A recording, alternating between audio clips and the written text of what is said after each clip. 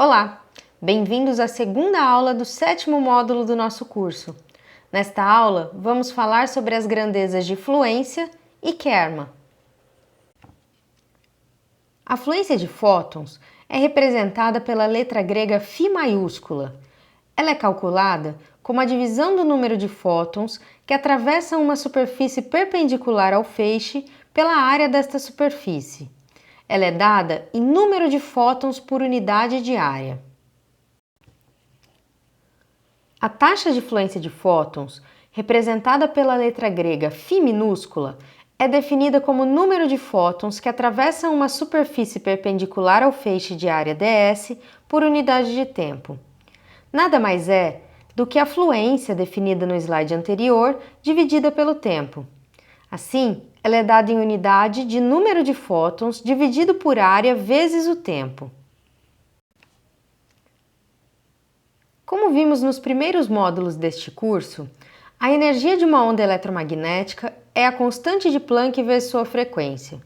Se quisermos determinar a energia que é transportada por um feixe monoenergético por unidade de área, podemos escrever como: a fluência de energia, definida pela letra π maiúscula, é igual à divisão do número de fótons vezes a energia dos fótons, que é igual a hν, pela área da superfície perpendicular ao feixe, que é igual à fluência de fótons vezes hν. Descrevemos a taxa de fluência de fótons como a energia transportada por um feixe monoenergético por unidade de área por unidade de tempo. Ela é calculada como a fluência de energia dividida pelo tempo. A taxa de fluência de fótons também é conhecida como densidade de fluxo de energia ou intensidade e é representada pela letra π minúscula. A grandeza dose absorvida pode ser descrita em termos de fluência de energia. Neste caso, a dose absorvida é igual ao coeficiente mássico de absorção de energia multiplicado pela fluência de energia em um determinado meio. A mesma relação pode ser estendida para a taxa de dose, a qual é igual ao coeficiente mássico de absorção de energia multiplicado pela taxa de fluência de energia. Basicamente, esta fórmula representa a fração de energia que é absorvida em relação à energia total que um feixe transporta. Quando estamos falando da interação da radiação indiretamente ionizante, ou seja, raio-x e raio gama, definimos como energia transferida ao meio somente a energia transferida do fóton para a energia cinética das partículas carregadas no meio nos processos de interação do fóton com a matéria. Portanto, corresponde à energia cinética ganha pelos elétrons e dos possíveis pósitrons que venham a ser produzidos.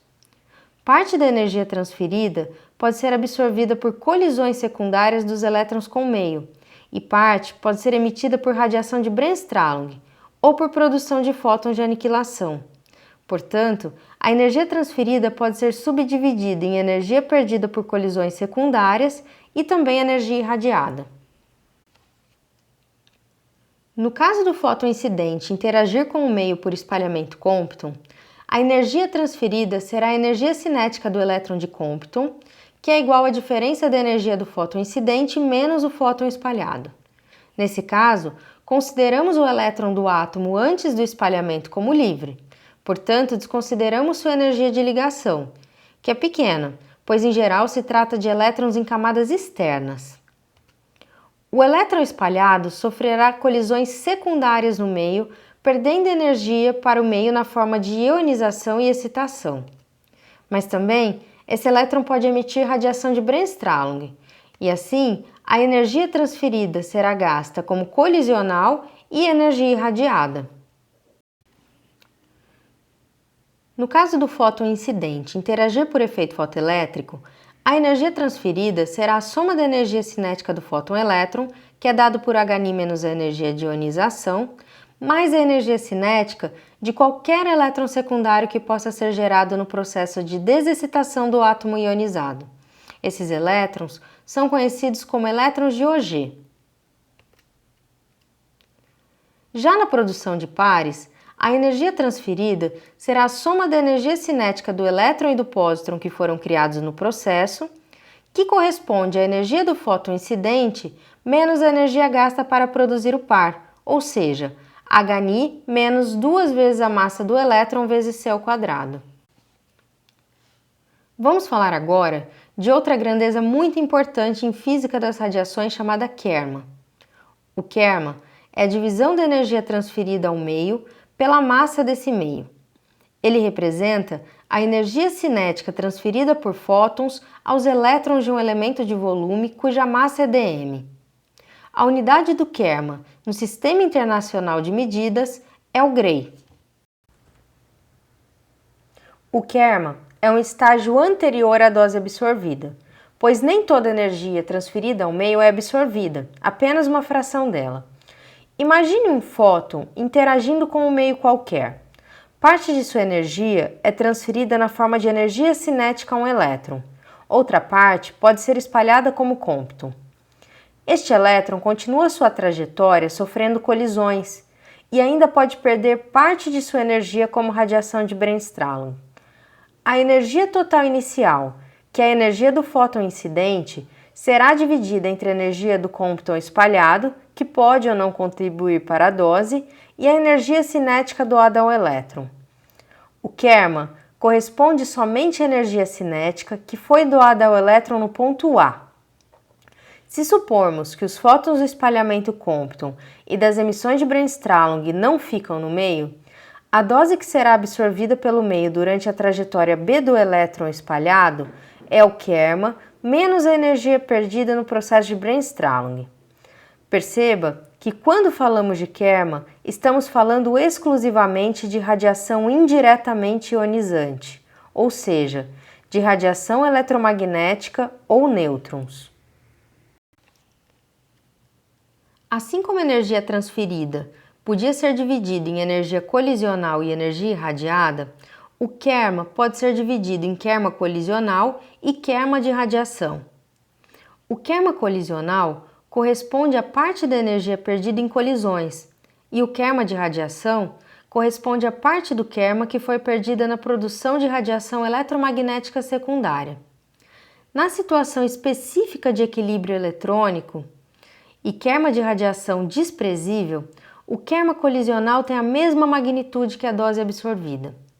Para lembrar, a situação de equilíbrio eletrônico é aquela na qual o número de partículas carregadas que deixam o elemento de volume é igual ao número de partículas carregadas de mesmo tipo e energia que entra nesse volume, ou seja, a quantidade de energia que entra e sai do volume na forma de partículas carregadas é igual. Quando o meio em questão é o ar, podemos relacionar kerma com exposição. O kerma é a energia transferida para partículas carregadas dividido por unidade de massa. O kerma colisional corresponde à parte da energia colisional transferida. A energia colisional transferida será gasta na produção de pares elétrons-íons e, portanto, pode ser obtida multiplicando o número de médio de pares produzidos pela energia necessária para produzir cada par. Esses valores são conhecidos para situações quando se tem um Röntgen de radiação incidindo sobre o ar seco em condições normais de temperatura e pressão.